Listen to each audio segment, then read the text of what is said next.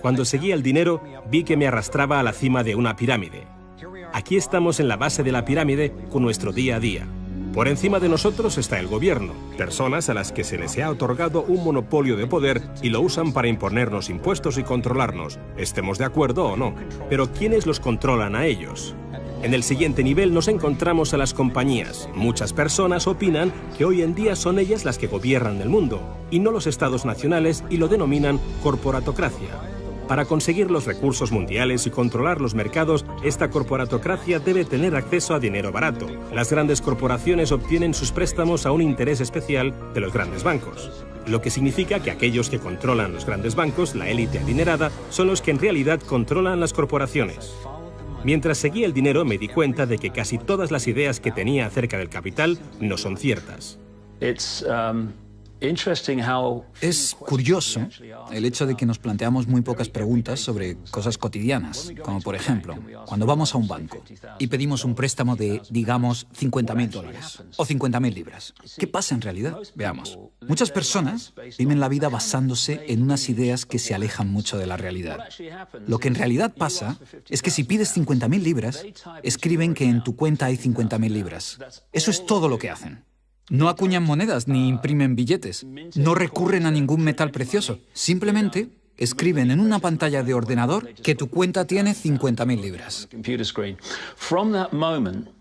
Desde ese momento, empiezas a pagar intereses sobre una cantidad de dinero que nunca ha existido, que no existe y que no existirá. Resulta que los bancos prestan unas 9 veces más dinero que la cantidad que en realidad guardan en sus cámaras. Y esto es posible gracias al préstamo conocido como reserva fraccionaria. Funciona de la siguiente manera. A la Reserva Federal, o al Banco Central de cualquier país, se le permite determinar la cantidad de dinero que un banco debe tener en sus reservas. En los Estados Unidos, ahora mismo es más o menos un 10%. Así que si depositas $10.000 en el banco separa el 10%, es decir, $1.000, y luego opera en el mercado con el resto. Por ejemplo, ahora llega otra persona al banco y pide un préstamo de $9.000 para comprarse un coche. En ese momento, el banco presta $9.000 del depósito que tú habías creado. Los $9.000 desaparecen. Entonces, la persona que solicita el préstamo paga al vendedor del coche y éste ingresa la cantidad en otro banco que forma parte del mismo sistema bancario central. Estos $9.000 se consideran un nuevo depósito y así continúa el proceso sucesivamente. El dinero se vuelve a depositar y se vuelve a prestar hasta que el depósito inicial de $10.000 se convierte en $100.000. El sistema bancario acaba de crear $90.000 simplemente prestando el dinero. Aparentemente todo empezó con los orfebres del siglo XVII, cuando la gente acudía a ellos para comerciar con oro. El oro era muy pesado para llevarlo de un sitio a otro, así que la gente comenzó a guardarlo en cámaras y comerciaba con recibos. Aquellos recibos fueron los primeros billetes. Como solo unos pocos retiraban su oro en momentos determinados, los dueños de las cámaras, básicamente los nuevos banqueros, empezaron a crear recibos de oro que en realidad no tenían. Entonces prestaban esos recibos y les aplicaban unos intereses al dinero prestado, al oro, que en realidad no tenían. Así nació nuestro sistema de reserva fraccionaria. En este sistema, los banqueros consiguen hacer dinero de donde no hay nada, mientras que el resto de nosotros tenemos que trabajar para ganárnoslo. Esto ha provocado una forma moderna de servidumbre donde la masa de la sociedad trabaja para pagar su deuda con los bancos.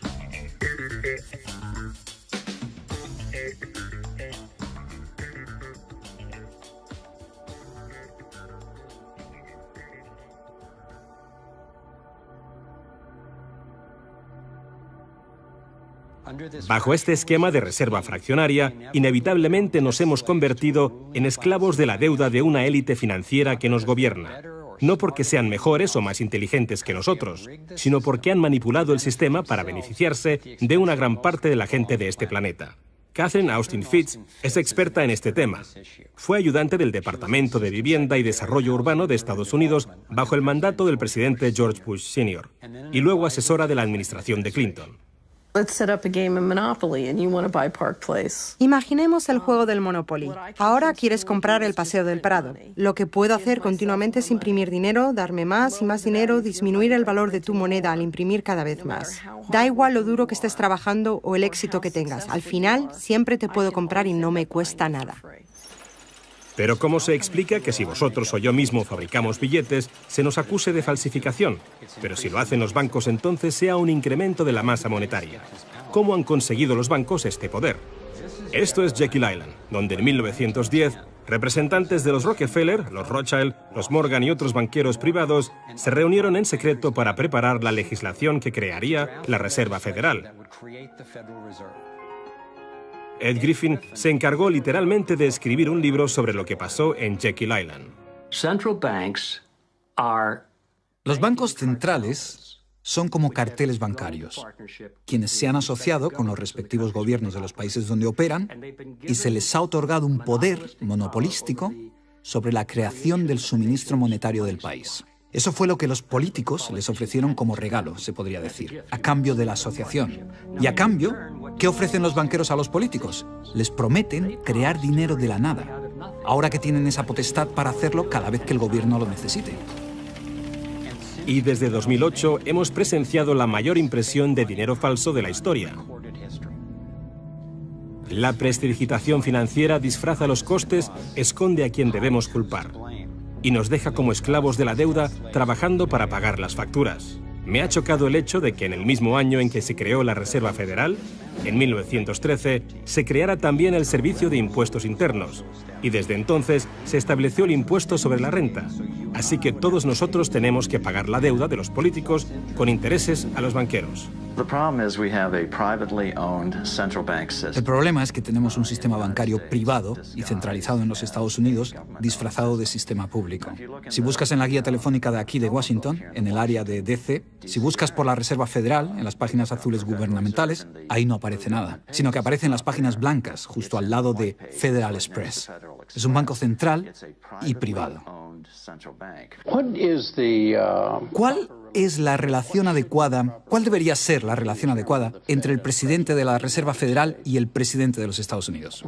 Bueno, primero debemos dejar claro que la Reserva Federal es una agencia independiente. Y eso significa, básicamente, que no existe ninguna otra agencia del gobierno que pueda anular las acciones que emprendemos.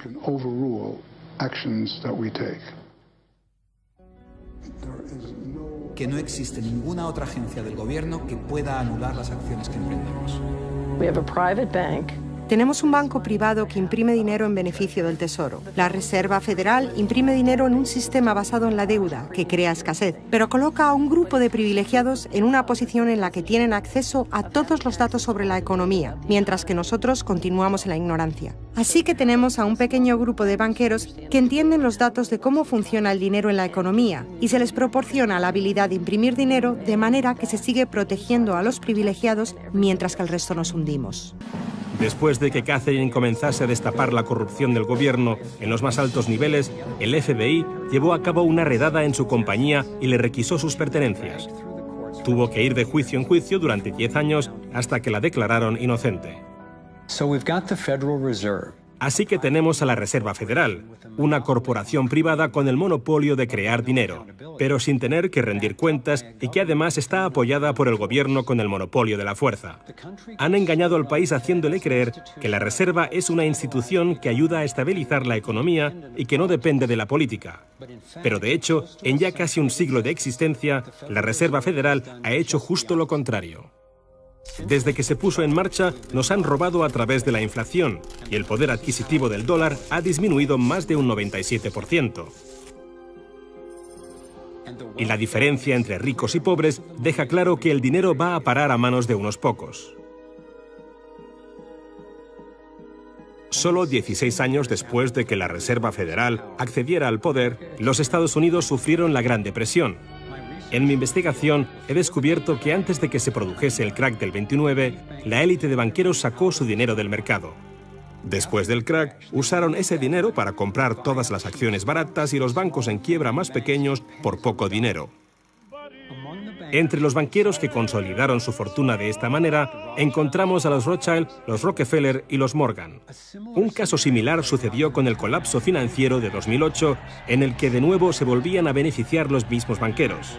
En los años previos al colapso, los mayores bancos, incluyendo Bank of America, Citigroup y Chase, todos ellos controlados por los Rothschild, los Rockefeller y los Morgan, se forraban y comerciaban con préstamos basura cuyo dinero sabían que no iban a poder recuperar. Es como colocar unas naranjas podridas en una caja y venderlas como si fuesen de la mejor calidad. Los que habían embalado ese producto sabían que tarde o temprano alguien abriría la caja y vería que no contenía nada de valor, ya que al fin y al cabo ellos habían empaquetado dichas cajas. Cuando las naranjas podridas, lo que conocemos como créditos basura, los derivados y las coberturas por incumplimiento crediticio se descubrieron finalmente, acabó por afectar a todo el mundo. La gente empezó a perder sus casas, trabajos, negocios y fondos de jubilación. Mientras tanto, los grandes bancos, que fueron los que en realidad crearon el problema, fueron los únicos a los que rescataron. ¿Y eso por qué? ¿Por qué iba la Reserva Federal a dar a los bancos billones de dólares aunque la mayoría de los estadounidenses estuviera en contra de que los rescatasen? ¿Y por qué no ayudaron a los más necesitados en vez de ayudar a los que perpetraron el colapso financiero? Mi investigación me llevó a la conclusión de que las mismas personas que crearon la Reserva Federal, los Rothschild, los Rockefeller y los Morgan, todavía la controlaban y utilizaban esta estructura para salvarse a nuestra costa. Muchos de los bancos creados siguen siendo el lobby más poderoso del Capitolio de los Estados Unidos, y ellos sinceramente son los dueños del lugar. Estoy convencido de que el reciente colapso financiero de 2008 fue el resultado de un esquema de inflar y tirar orquestado, diseñado y ejecutado por los grandes banqueros para consolidar sus fortunas y su poder. David Icke nos explica cómo ve los denominados ciclos comerciales de la Reserva Federal. Fase 1 es como lanzar el sedal. Fase 1, colocas un montón de dinero, unidades de intercambio en circulación. Para ello, bajas los intereses y concedes muchos préstamos. Esta es la parte del ciclo que denominamos boom. Como hay muchas unidades de intercambio en circulación, hay un montón de dinero que cambia de manos, que genera una gran actividad económica. Eso genera empleo y como se gasta más y más dinero, aumenta la demanda. Así que las compañías solicitan más créditos de dinero recién salido del horno para aumentar su producción. La gente coge confianza a su rutina. Pues resulta que trabajo para tal compañía y tienen muchos pedidos. Funciona de maravilla, tengo trabajo asegurado. ¿Y sabes qué? Estoy pensando en comprar una casa más grande. Luego empiezan a cambiar. Lo que hacen es tirar del sedal. Suben los tipos de interés. Ahora, cada vez hay menos personas que consiguen los créditos porque las condiciones de concesión se han endurecido. Y también, al aumentar los tipos de interés, una gran parte del salario de las personas se destina a pagar esa subida de los intereses y no al consumo. De repente, ya no hay tanto dinero en circulación y, por tanto, se compran menos cosas. Los beneficios de las compañías empiezan a disminuir, empiezan a reducir los puestos de trabajo y algunas comienzan a cerrar. La gente pierde sus trabajos. Ya no pueden pagar las hipotecas de esas grandes casas que se habían comprado cuando todo iba bien. Ahora los bancos empiezan a recoger el sedal, porque mientras la gente se declara en bancarrota, tanto las compañías como las personas, los bancos se quedan con las fortunas que sí que son de verdad. Con las propiedades, las tierras, los recursos que habían puesto como aval para que simplemente les prestasen unas cifras que solo aparecían en la pantalla del ordenador. Y llevamos siglos con este ciclo económico de tirar el sedal y recoger, de inyectar una gran cantidad de dinero en circulación, de hacerlos picar. Y lo que se ha hecho en realidad es robar. Y se ha propiciado que se acumule la verdadera riqueza del mundo en manos de unos pocos.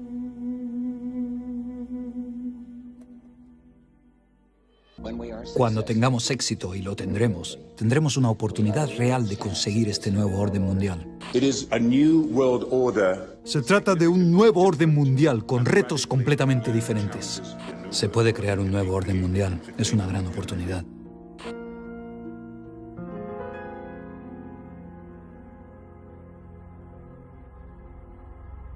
Teniendo en cuenta la situación de nuestro mundo ahora mismo, un nuevo orden mundial puede parecernos una gran idea, pero tengo que diferenciar entre lo que descubrí sobre el dominio mundial, un único gobierno global dirigido por una pequeña élite, y la realidad de nuestra interconexión global, que es darnos cuenta de que a un nivel fundamental y espiritual no somos tan distintos, todos estamos conectados. Pero los objetivos para el dominio del mundo sugieren todo lo contrario. Siguen la estrategia de divida y vencerás, para mantenernos enfrentados, pensando que el problema son los demócratas o los republicanos, los liberales o los conservadores, cuando en realidad ambos partidos tienen los mismos objetivos. Creo que nos dirigimos a un mundo totalitario, en realidad a una dictadura militar dirigido por una pequeña élite que tiene todo el poder y dicta las leyes. Si tuviesen éxito, no habría lugar al que huir o dónde esconderse. Pensadlo detenidamente.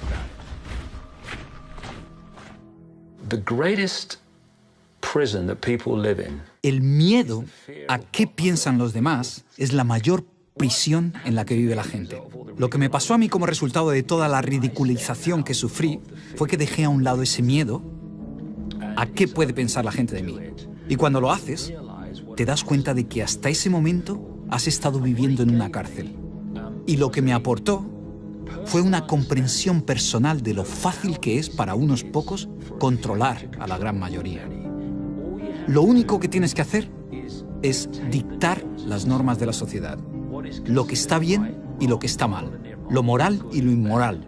Lo bueno y lo malo. Lo sano y lo perjudicial. Lo posible y lo imposible. Y construyes lo que yo llamo una zona libre de problemas. Y si vives la vida dentro de esos parámetros de percepción, de creencias, y lo que dices y piensas encaja en eso, entonces la gente te dejará en paz, porque eres normal. Pero cuando te sales de ahí y empiezas a manifestar tus propias opiniones, lo que han creado los iluminados de Baviera es una población de guardias de la prisión que saltarán sobre aquellos que intenten salirse de la norma. Resulta interesante cuando alcanzas los límites de esa zona libre de problemas con tus opiniones y pensamientos. No estás pensando, si lo hago, ¿qué pensará el director del Banco Mundial? ¿Qué dirá? No, lo que pensamos es, ¿qué pensará mi madre? O los tíos del bar o mis compañeros de trabajo, ¿qué dirán? Y lo que han conseguido los iluminados de Baviera, al crear estas normas, es un ejército enorme de personas que se imponen dichas normas las unas a las otras.